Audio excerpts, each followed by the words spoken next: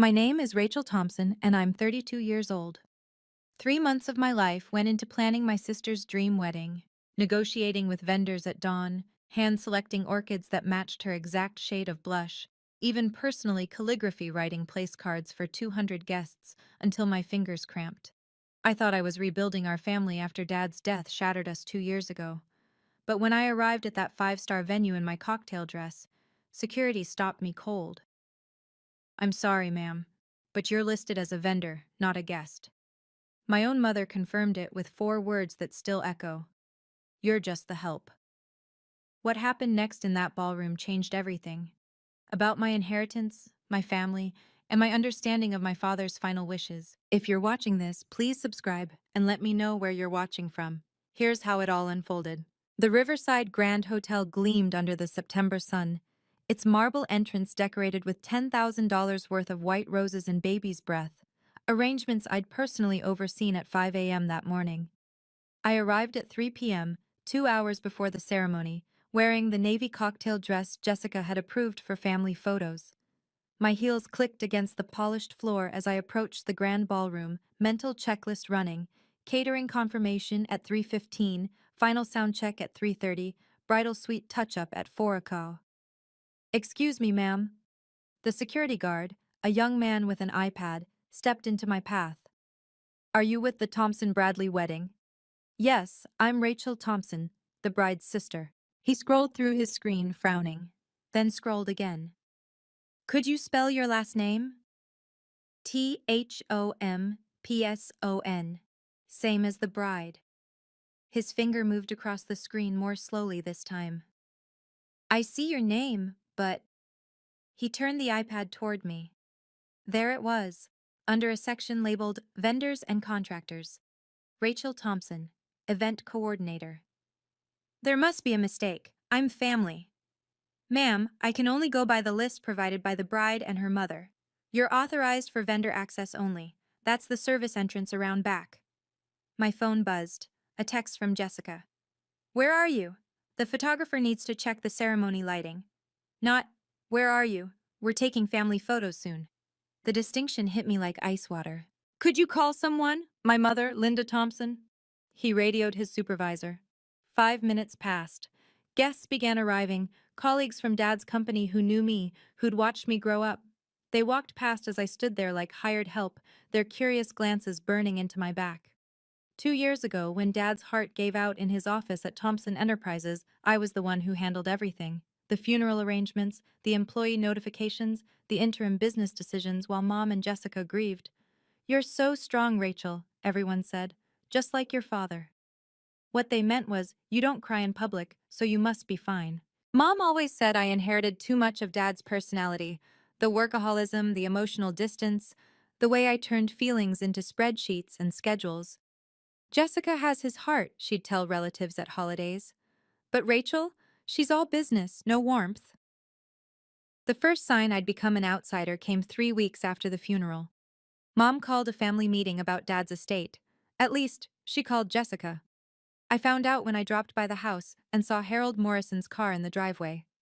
"Oh, Rachel," Mom had said, barely glancing up from the papers. "We're just handling some formalities. Nothing you need to worry about." "Dad's will?" "Jessica and I are sorting it out. You know how these things confuse you, all that legal language." This from the woman whose daughter graduated summa cum laude with a business degree. But I was too raw from grief to push. Morrison had looked uncomfortable, shuffling papers.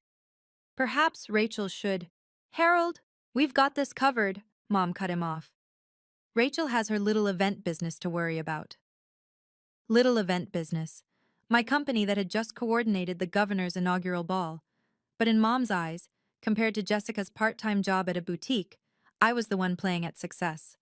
I'd left that day thinking grief made people act strangely.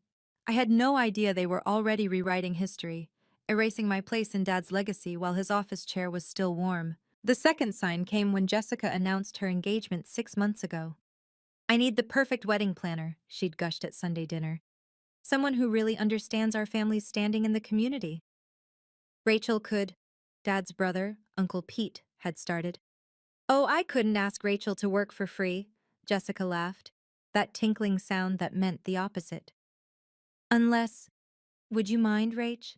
As my wedding gift? The table went silent. Mom smiled her approval. Extended family waited. There it was. The trap. Refuse, and I'm the selfish sister who won't help family. Accept, and I'm staff. Of course, I heard myself say. Family helps family. That phrase, Dad's favorite, tasted like ash.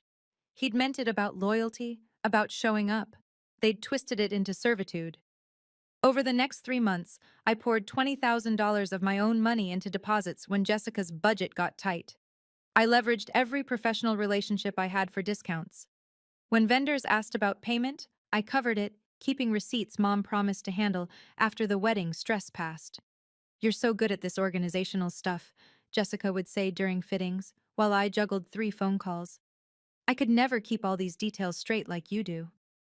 The bridesmaids, her sorority sisters, would exchange looks.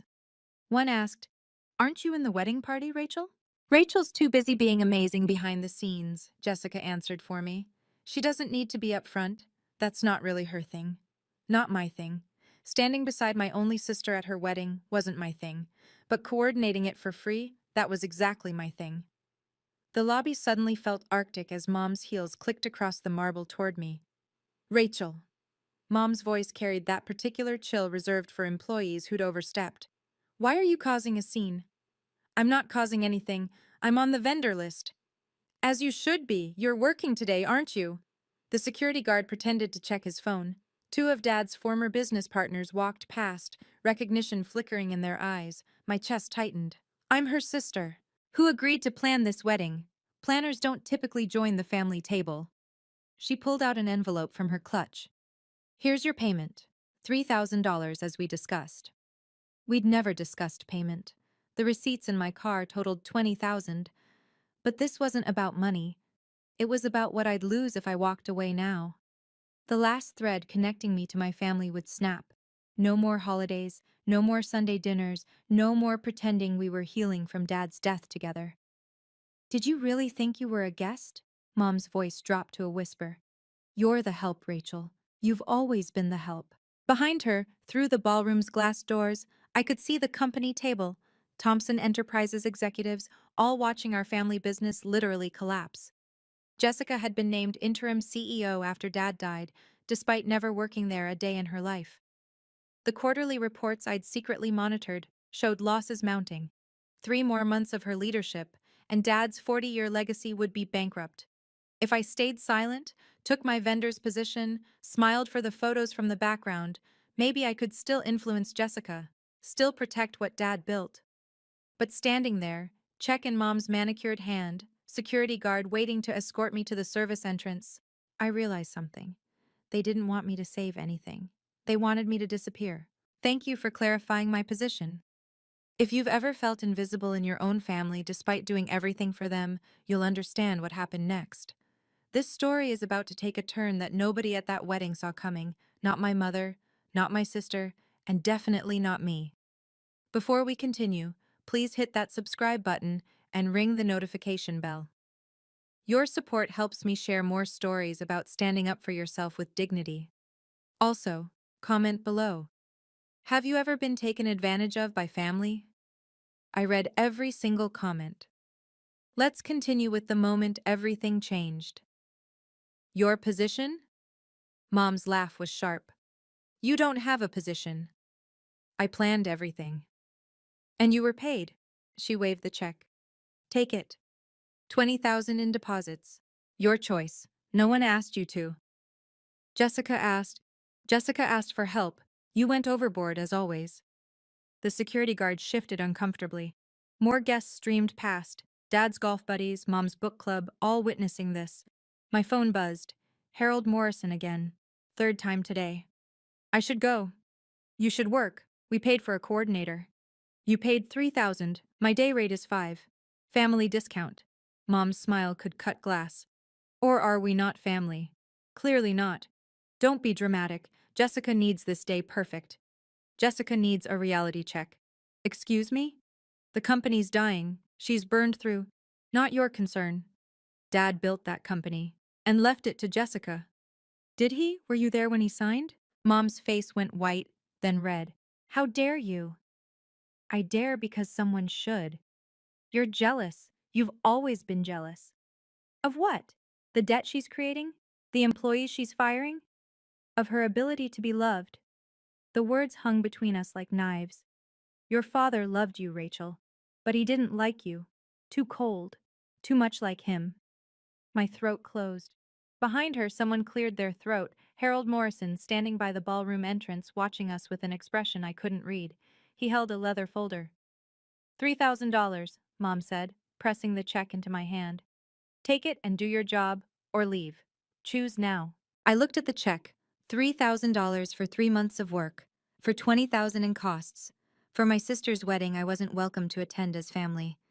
The math was finally clear. My phone lit up with Morrison's fourth text. Rachel, urgent matter regarding your father's estate. Please don't leave the venue. Legal implications.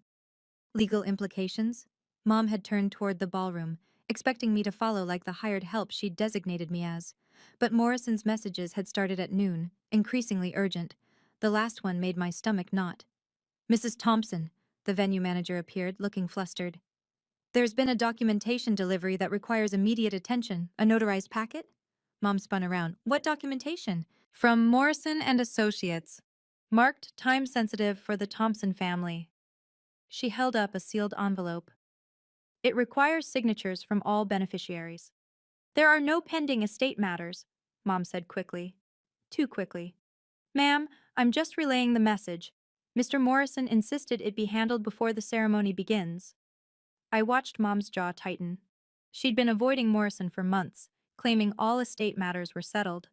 But estates didn't send urgent documentation 2 years after settlement. We'll handle it after, Mom said. He specified before, said it was legally time-sensitive.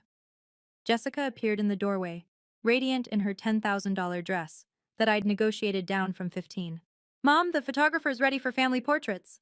Rachel's just leaving, Mom announced.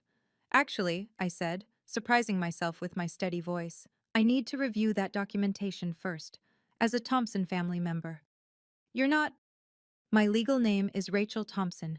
My father was David Thompson. That makes me a beneficiary of his estate, regardless of today's vendor list. The venue manager looked between us, confused. Guests had stopped pretending not to watch. Jessica's perfect smile faltered. 5 minutes, I said. Then I'll leave. Morrison appeared in the doorway behind Jessica, his expression grave. I'm afraid 5 minutes won't be sufficient, Ms. Thompson. Harold? Mom's voice could have frozen champagne. This is highly inappropriate. Linda, I've been trying to reach you for 6 months. Morrison stepped past Jessica, who looked like a confused porcelain doll in her wedding gown. You've ignored 17 certified letters. Our business is concluded. The estate's business is not. He turned to me. Rachel, there are documents you need to see. She doesn't need to see anything, Mom snapped. The will was executed. Which will? Morrison's question landed like a bomb. The lobby went silent. Even the security guard had given up pretending disinterest. 2 of Dad's business partners moved closer, sharks scenting blood in the water. Mom? Jessica's voice went high. What does he mean, which will? Nothing. Harold's confused. But Mom's hands shook as she clutched her purse. I have the amended will here, Morrison said, patting his leather folder. The one David signed 2 weeks before his death. The one you claimed didn't exist when you submitted the 2021 version to probate. My knees nearly buckled. Amended will. 2 weeks before. When Dad had called me to his office, talking about legacy, about who truly understood the business, I'd thought he was being sentimental. We should discuss this privately, Mom hissed. You've had 2 years for private discussion, Morrison replied. The law requires transparency when fraud is suspected. Fraud? Jessica's voice cracked. Mom, what is he talking about? A cousin whispered to another. Someone was recording on their phone. The Thompson family scandal, unfolding in real time at the society wedding of the year. Inside, Mom commanded. Now. Actually, Morrison said, given the number of witnesses present who knew David, this might be the perfect venue for truth. He looked directly at me. Your father would have wanted transparency, Rachel, full transparency. We moved into the ballroom like a funeral procession. 200 guests already seated, turning to watch as Jessica entered in her wedding dress, followed by Mom, me, and Morrison. The string quartet stopped mid-song. Ladies and gentlemen, Jessica laughed nervously into the microphone someone handed her. Small family matter to address. Our amazing wedding planner is here. She gestured at me like I was entertainment. Rachel, everyone. She's made today possible. Scattered, confused applause. I stood there in my cocktail dress, not the bridesmaid gown I'd dreamed of wearing. The vendor badge the security guard had given me hung from my wrist like a scarlet letter. Rachel, could you check with catering? Jessica's smile was titanium bright. That's what you're here for, right? To make sure everything runs smoothly? Actually, Morrison stepped forward. Ms. Thompson is here as a beneficiary of David Thompson's estate. The room rustled with whispers. Mom grabbed Jessica's arm. Harold, stop this immediately. Rachel, Jessica's voice went cold. You're embarrassing me at my wedding. I haven't said a word. You don't need to. Your presence is enough. She turned to the crowd. My sister has always had difficulty with boundaries. Today was supposed to be about family, which is why I'm confused, I interrupted, my voice carrying across the ballroom. Why I'm on the vendor list and not at the family table. Gasps rippled through the crowd. Jessica's maid of honor covered her mouth. The groom looked like he wanted to disappear. Because you're working, Jessica said slowly, as if I were stupid. You agreed to coordinate. Coordinators don't sit with family. Sisters do. You're being paid. $3,000 for 3 months of work and $20,000 in deposits I covered? The crowd's murmur grew louder. Someone said, 20,000? You volunteered those deposits, Mom said sharply. No one forced you. Just like no one forced me out of the family estate meeting or the will reading I wasn't invited to. You were busy with your little business. The little business that's planning this entire wedding? Uncle Pete stood up from the family table. Linda, what's going on? Why isn't Rachel seated with us? She's staff today, Mom announced to the room. By her own choice. The humiliation was complete. In front of everyone who mattered in our social circle, I'd been officially designated as the help. Staff? The groom's mother, Margaret Bradley, stood up. The bride's sister is staff? It's complicated, Jessica said quickly. Rachel insisted on a professional arrangement. I insisted on nothing. I was told this was my wedding gift to you. Gifts don't come with invoices, Rachel. Neither do family obligations, Jessica. The photographer, still recording, moved closer. This would be wedding footage for the ages.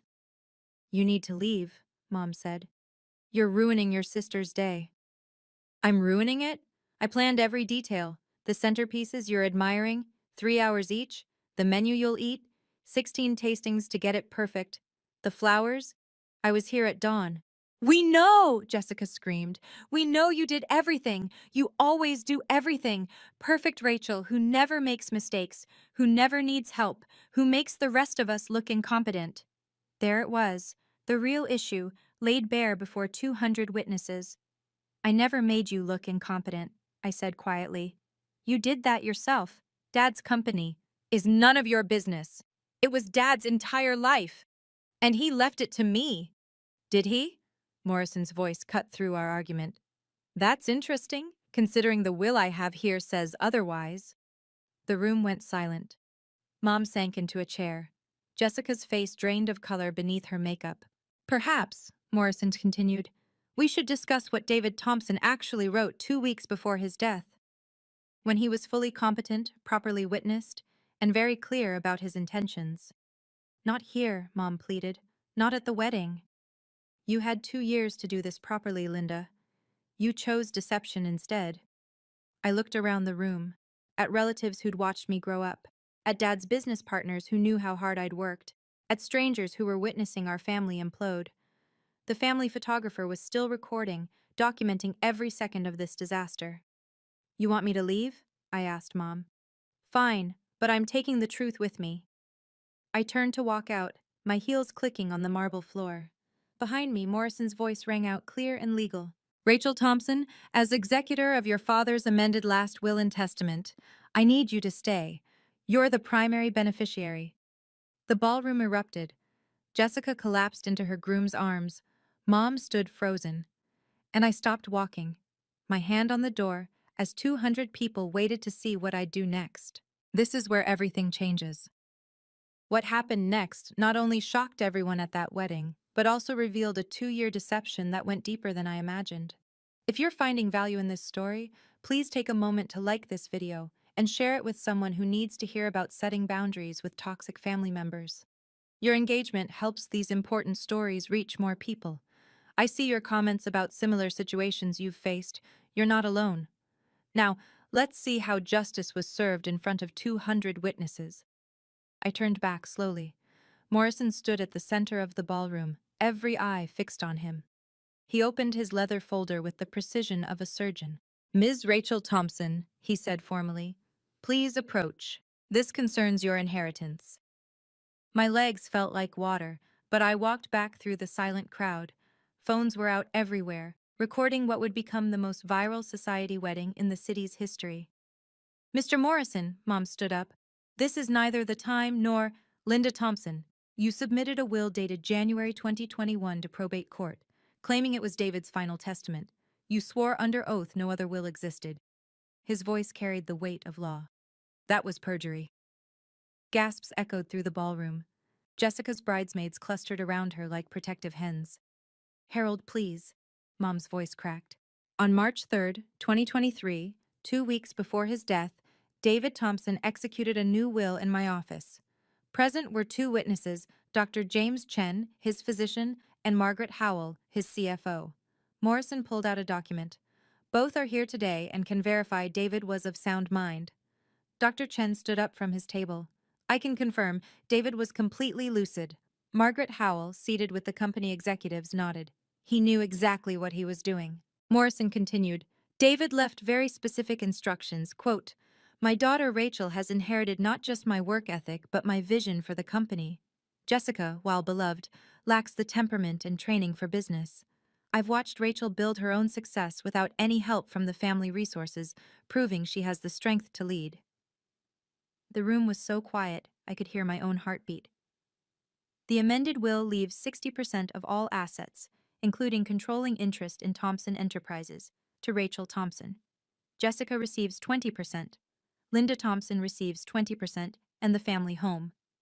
"That's impossible," Jessica whispered. "Daddy wouldn't—" "There's more," Morrison said. "David also wrote a letter to be read if the will was contested or hidden." He pulled out another paper. "Should I continue?" Mom collapsed back into her chair. Her perfect facade cracked like old paint. "Don't." But Morrison looked at me. "It's Rachel's choice. She's the executor." 200 people waited. My sister in her wedding dress, my mother finally looking her age, and me, the vendor who wasn't supposed to be family. "Read it," I said. Morrison's voice filled the ballroom as he read my father's words. "To my daughter Rachel, who will likely be reading this under difficult circumstances. I know your mother and sister well enough to predict they'll try to sideline you. Linda never forgave you for being too much like me, focused, driven, perhaps emotionally distant. But what she calls cold, I call strength." Jessica sobbed into her hands. Her groom looked stunned. "I've watched you build your business without taking a penny from the family. You succeeded through talent and determination while Jessica failed at every venture I funded. The company needs leadership, not sentiment. It needs you." "Stop," Mom pleaded. "Please stop." But Morrison continued, "To those who question this decision, know that I had Rachel's inheritance structured as a trust specifically to prevent Linda from manipulating the distribution. Mr. Morrison has documentation of every attempt to coerce or hide this will. Yes, Linda, I knew you would try."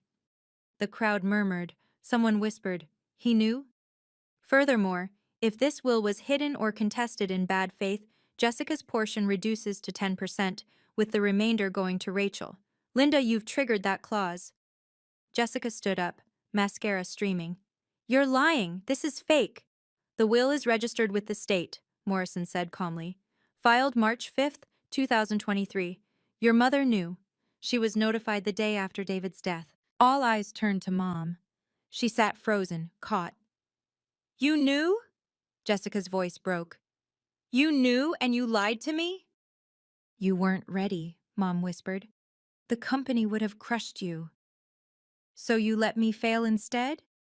Let me destroy Dad's legacy while Rachel could have saved it? The CFO, Margaret Howell, stood up. We've been waiting for Rachel to take over, the entire executive team. We've minimized Jessica's damage, but the company needs real leadership. 70%, Morrison corrected himself, looking at the will again. With the bad faith clause triggered, Rachel now inherits 70% of the estate. The ballroom erupted, relatives arguing, business partners nodding approval, Jessica's friends filming everything. The society wedding had become a Shakespearean drama. Ms. Thompson, Morrison addressed me formally, do you accept your inheritance? Every eye in that ballroom focused on me. The vendor, the help, the daughter who was too much like her father. I accept. I took the documents from Morrison with steady hands. The weight of them felt right, like something that had always belonged to me. Mr. Morrison, please document that I'm accepting my inheritance as of today, at 4:47 p.m., in front of all these witnesses. Documented and witnessed, he confirmed, as phones recorded everything. You can't do this, Mom stood up, shaking. We'll contest. On what grounds? I kept my voice professional. Fraud? You've already committed that. Undue influence? Dad took 2 witnesses to prevent that claim. Mental incompetence? His doctor just confirmed he was sound. Rachel, please, Jessica begged. It's my wedding day. And I'm not ruining it. I'm leaving, as requested. I turned to Morrison. Please file the inheritance papers first thing Monday morning. I want a full audit of Thompson Enterprises immediately. Margaret Howell stepped forward. I have the last 2 years of financials ready for your review. You've been preparing for this? Mom accused. We've been hoping for this, Margaret corrected. The company is hemorrhaging money under Jessica's leadership. Another quarter and we'd have to declare bankruptcy. Jessica's groom finally spoke. Bankruptcy? Jessica, you said the company was thriving. I thought it was. You never even read the reports, Margaret said quietly. You just signed whatever your mother put in front of you. I pulled out my phone and dialed. Tom, it's Rachel Thompson. Yes, the wedding. I need you to freeze all Thompson Enterprise accounts pending audit. My authorization code is... I rattled off numbers I'd memorized years ago when Dad made me memorize them, just in case. You had authorization this whole time? Mom gasped. Dad added me as emergency executor 3 years ago. I never used it out of respect for family. I looked at her coldly. That respect ends today. The CFO's phone buzzed. Accounts frozen. All company credit cards deactivated. Jessica's phone beeped, her company card declining. Rachel, Uncle Pete approached. Your father would be proud. No, I said, loud enough for everyone to hear. Dad would be disappointed it came to this, that his wife and daughter cared more about control than competence, that they destroyed what he built out of greed and spite. The truth hung in the air like a verdict. Effective immediately, I announced to the room. I'm appointing Margaret Howell as interim CEO while I review operations. All spending over $5,000 requires my personal approval. You can't, Jessica started. I own 70%. I can and I am. I turned to the business partners present. For those with pending contracts, Margaret will honor all legitimate agreements. The others will be reviewed. What others? Mom demanded. Margaret pulled out her tablet. The consultancy fees to Jessica's friends, the decorator contract for the office renovation that never happened, the marketing company run by Linda's cousin that hasn't delivered anything in 6 months. Each revelation landed like a punch. Guests whispered frantically. This wasn't just family drama anymore. It was corporate corruption exposed. How much? I asked Margaret. Roughly $500,000 in questionable expenses over 2 years. Jessica's groom stepped back from her. $500,000? You told me the company was your inheritance, your success.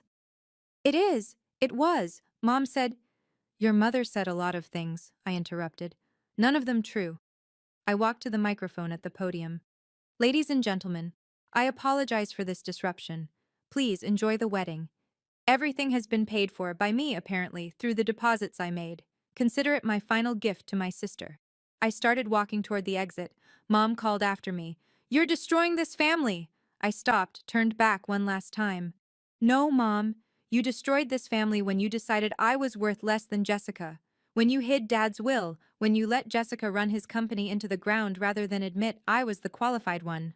Where are you going? Jessica cried. To save Dad's company, something I should have been doing for the last 2 years if you hadn't committed fraud. Morrison fell into step beside me. Your father suspected this would happen. He left you another letter, private, for when you were ready. I'm ready now. As we reached the ballroom doors, the CFO called out, Ms. Thompson, the executive team would like to meet Monday morning. We've been waiting for you.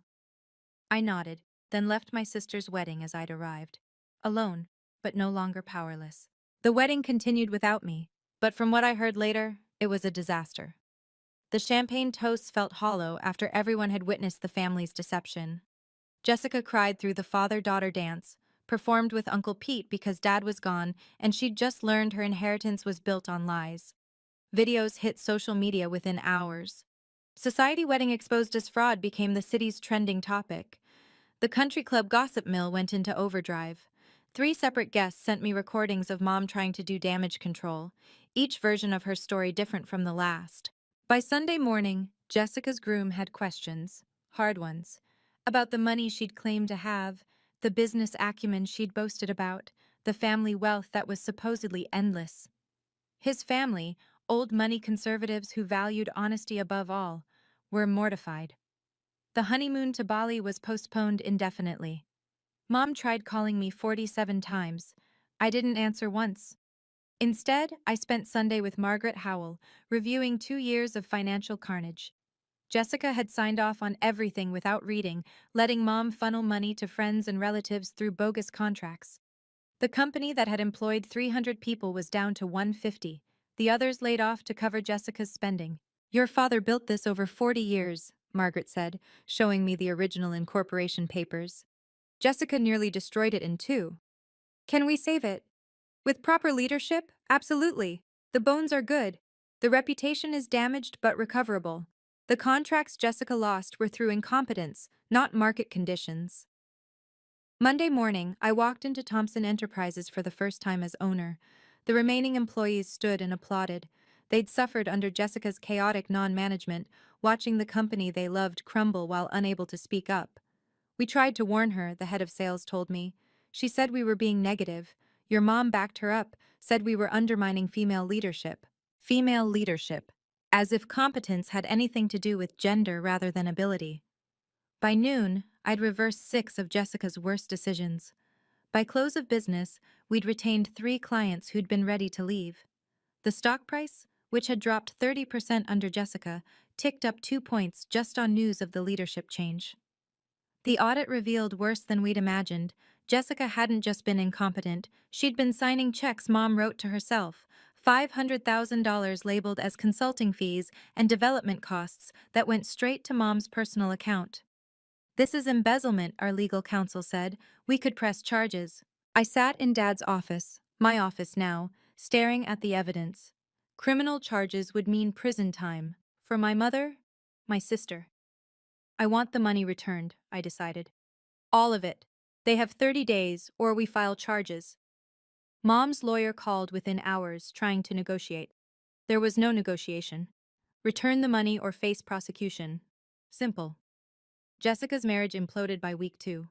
Her husband's family couldn't accept that she'd lied about everything, her wealth, her business role, even her relationship with me. The prenup he'd wisely insisted on protected him from her debts. He filed for annulment, claiming fraud. Hard to argue against when 200 wedding guests had witnessed it. Jessica called me crying. You ruined my life! No, Jess, you ruined your life when you agreed to steal my inheritance. Mom said it was rightfully mine, that Dad was confused when he changed the will. Dad was many things, confused wasn't one of them. I'm your sister. You were my sister. Then you made me the hired help at your wedding. Within 3 months, Thompson Enterprises was profitable again. We rehired 50 employees Jessica had laid off, landed 2 major contracts she'd lost, and restored faith with our investors. The board officially confirmed me as CEO, unanimous vote. Mom had to sell her country club membership to pay back the embezzled funds. The house Dad left her was all she had left, and even that came with conditions. She couldn't sell it without my approval. another clause in Dad's will she'd tried to hide. The social fallout was complete. Mom and Jessica became pariahs in the society they'd valued so much. The same people who'd watched me humiliated at the wedding now whispered about them at every event. Jessica moved to another state, starting over as a receptionist at a law firm. Ironically, she was finally working for her living. 6 months after the wedding, I instituted new family rules. Mom and Jessica weren't cut off completely. I'm not cruel, but boundaries were steel reinforced. They could attend Thompson Enterprise public events as guests, nothing more.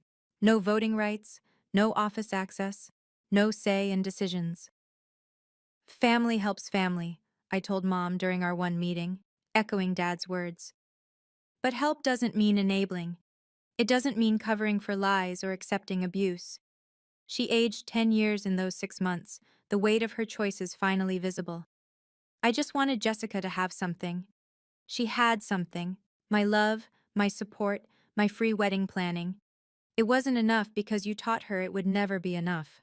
You were always so strong. She needed more help.